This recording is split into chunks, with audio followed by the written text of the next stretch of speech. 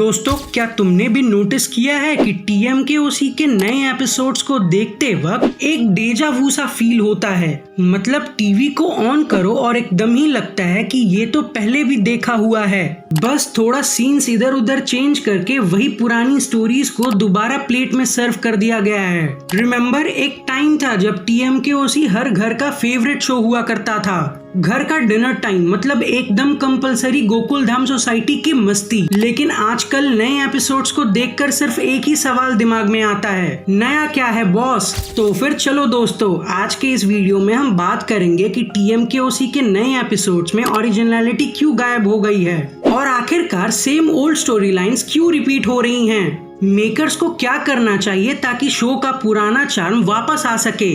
इस बात को समझने के लिए मैंने इस वीडियो को कुल 8 पॉइंट्स में डिवाइड किया है। पॉइंट नंबर 1, ओरिजिनल टीएमकेओसी का मैजिक।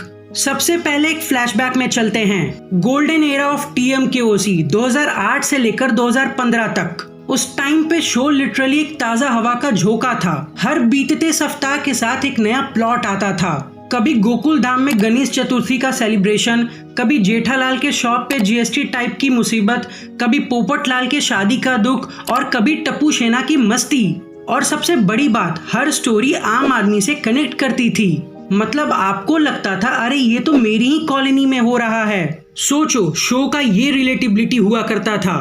तुम्हें याद है वो एपिसोड जिसमें गोकुल धाम सोसाइटी में वाटर शॉर्टेज होता है और सभी टैंकर से पानी निकालने के लिए भागते हैं। ये वही एपिसोड था जिसमें भीड़े मास्टर टप्पू सेना से परेशान हो जाता है। ये सब इतना रियल और एंटरटेनिंग लगता था कि ये शो हमारे लिए ही लिखा गया है। लेकिन अब 2020 के बाद ऐसा लगता है कि स्टोरी लाइन्स एकदम ही प्रिडिक्टेबल हो चुके हैं। मतलब तुम इस चीज को ऐसे समझो कि अब जब भी जेठालाल का फोन बजता है तो हमें पता रहता है कि उसके साथ क्या होने वाला है। Point number 2, repetitive story lines. आजकल टीएमकेओसी एक टेम्पलेट शो बन गया है। देखो ना पैटर्न, टप्पू सेना ने कोई ओवर द टॉप आइडिया सोचा, जेठालाल उसमें फंस गया, बापूजी ने उसे डांट दिया और एंड में तारक मेहता ने एक मोरल साइंस का लेक्चर दे दिया। अब तो शो इतना रिपीटेटिव हो चुका है कि वो अपने फेमस आर्क्स को थोड़े मोड़े चेंजेस के साथ दिखा देता है। इसका भी एग्जांपल तुम्हारे सामने ही है। चाहे तुम शो में भूतनी आर्क को ले लो, नेकचंद वाले आर्क को ले लो या फिर अभी लेटेस्ट टेम्पू चोरी वाले आर्क को ले लो। तुम बस गौर करना कि ये सारे स्टोरी लाइन्स तुमने देख रखे हैं। बस तुम्हें दोनों में एक ही फर्क देखने को मिलेगा कि कुछ कैरेक्टर्स इधर उधर होंगे। यहाँ तक कि जेठालाल की मुसीबत के भी 100 वर्जन्स बन चुके हैं शो में, लेकिन बार बार उसका सेम मुसीबत रिपीट होते ही रहता है। कभी सोसाइटी का बिल भूल गया, कभी चेक बाउंस हो गया, कभी किसी से पैसा लेना था। और पोपटलाल, क्या बोलूं भाई इस बंदे के बारे में। उसकी शादी की कहानी अब तो एक रनिंग जोक बन चुका है। एक टाइम था जब पोपटलाल की स्ट्रगल्स भी क्यूट लगती थी, लेकिन अब क्रिंज से ज्यादा कुछ भी नहीं लगता।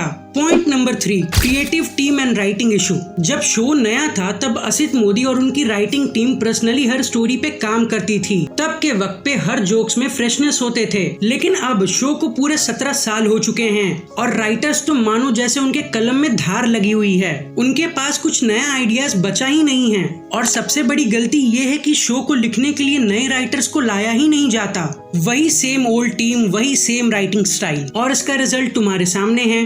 एक ही जोक हर दूसरे एपिसोड्स में रिपीट होता है। जेठालाल का गिरना, अय्यर वर्सेस जेठा का नोक झोंक और बापूजी का बबूचक बोलना। कम ऑन यार, आखिर कितनी बार इस जोक पे हम लोग हंसेंगे।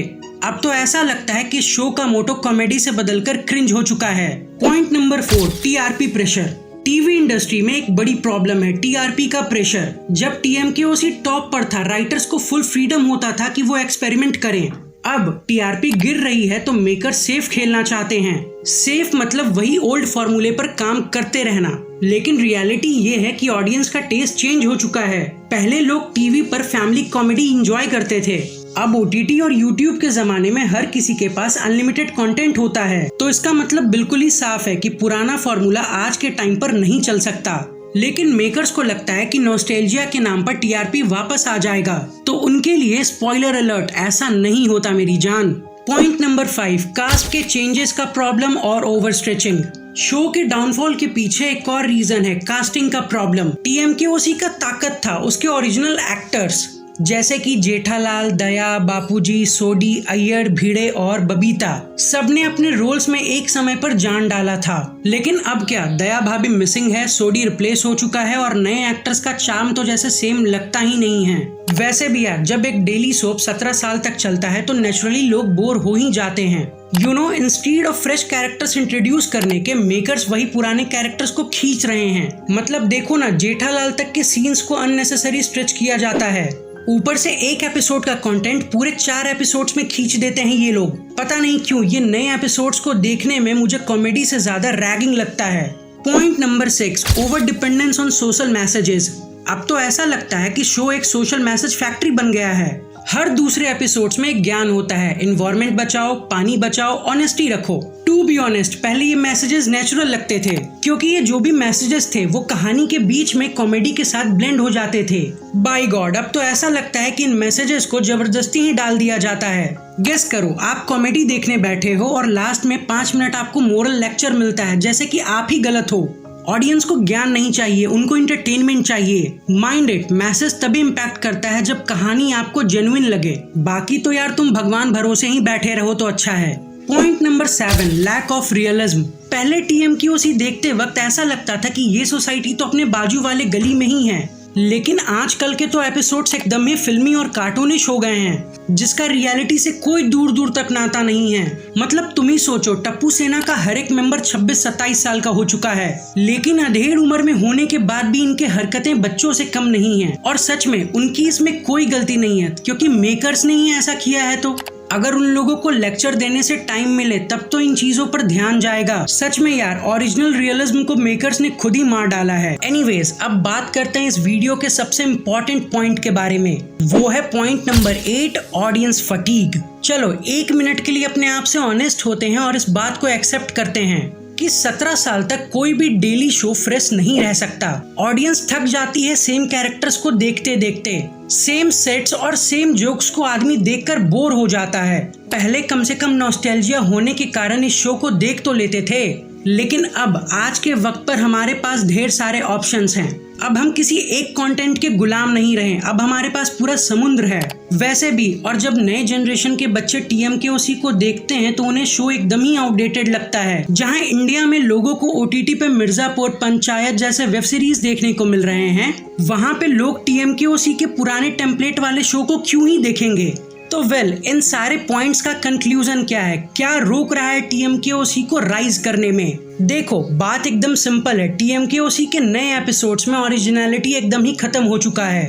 बिकॉज ऑफ TRP का pressure, repetitive story lines, writer की लैक ऑफ क्रिएटिविटी और सबसे इम्पोर्टेंट बात, मेन एक्टर्स का ना होना। वो एक टाइम था जब ओरिजिनल एक्टर्स के होने पर शो एक फैमिली जैसी लगती थी। हम एक्चुअली नए एपिसोड्स को मिस नहीं करते, हम ओल्ड TMKOC को मिस करते हैं, जो कि एक असली फैमिली थी जिसमें असली कॉमेडी था, असली रियलिज्म था और एक फील गुड फैक्टर भी। तो तुम्हें क्या लगता है कि TMKOC को बंद कर देना चाहिए या मेकर्स को नए राइटर्स और फ्रेश आइडियाज के साथ दोबारा शो को रिबूट करना चाहिए? अपना ओपिनियन कमेंट्स में जरूर बताना, क्योंकि we all know Tarak Mehta का उल्टा चश्मा एक वक्त पे सिर्फ एक शो नहीं था, वो था लोगों का एक इमोशन। बट सैडली वो इमोशन भी अब लोगों से छीन लिया गया है। तो यार बस इस वीडियो को यहीं एंड करते हैं। एंड हाँ, अगर तुम्हें ये वीडियो अच्छा लगा हो तो लाइक एंड सब्सक्राइब जरूर करना, क्योंकि हम तुम्हारे लिए ऐसे ही वीडियोस को लाते रहते हैं। सो दैट्स ऑल, तब तक के लिए मिलते हैं अपने नेक्स्ट वीडियो में। Oh, and in case I don't see you, good afternoon, good evening, and good night.